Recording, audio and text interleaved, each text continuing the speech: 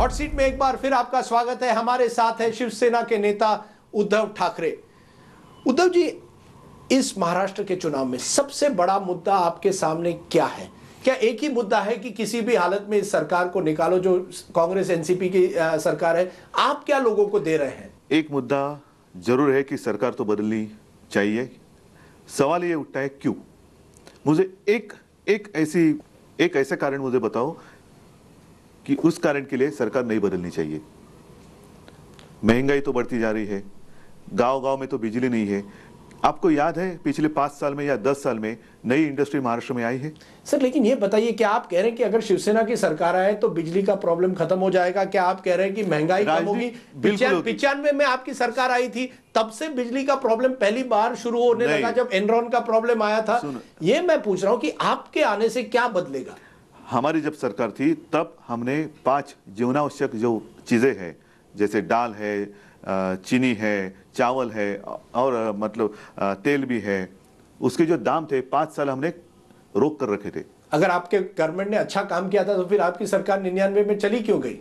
पता नहीं, लेकिन हमने तो काम किए थे। ये 5 जो घोषणाएं बहुत हुई, नहीं, लोग कहते हैं शिवसेना क्या मुंबई पुणे रास्ता नहीं हुआ? मुंबई पुणे का रास्ता नहीं हुआ हमारे कार्यकाल में?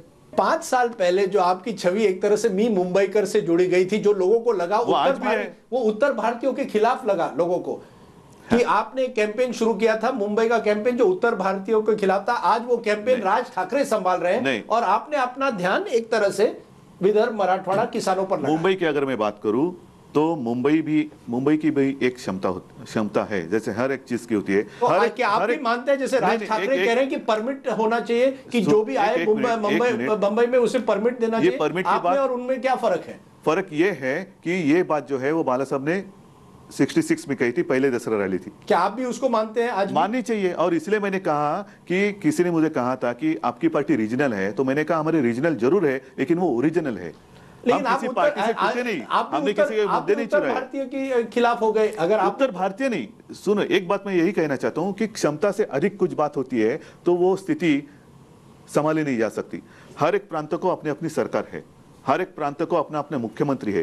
क्या वहां की सरकार की जिम्मेदारी नहीं वहां के लोगों की सुविधा दे उनको? नहीं, क्या अगर बिहार हो, कुछ भी जो राज्य है वहां की सरकार काम कर रही है तो वहां कोई भी मजबूरी से घर छोड़ता है।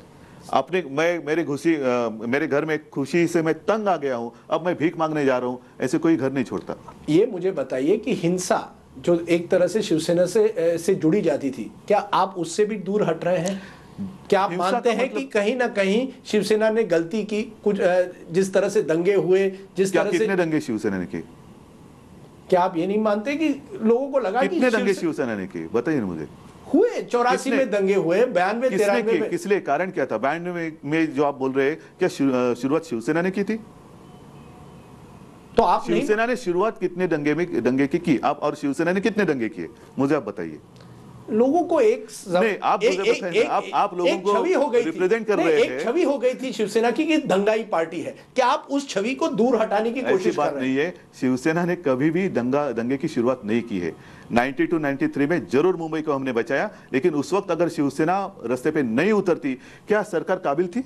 सर, आज आप बंबई का चुनाव बगैर उत्तर भारतीय का समर्थन लिए हुए जीत नहीं सकते। आप उन उत्तर भारतीयों को क्या मैसेज देंगे? क्यों उन्होंने शिवसेना को वोट करना चाहिए? सुनो, 92-93 में जो बात हुई, शिवसेना ने दंगा नहीं किया था, शिवसेना ने मुंबई को बचाया, जरूर बचाया, और उसके लिए हमें अभिमान है।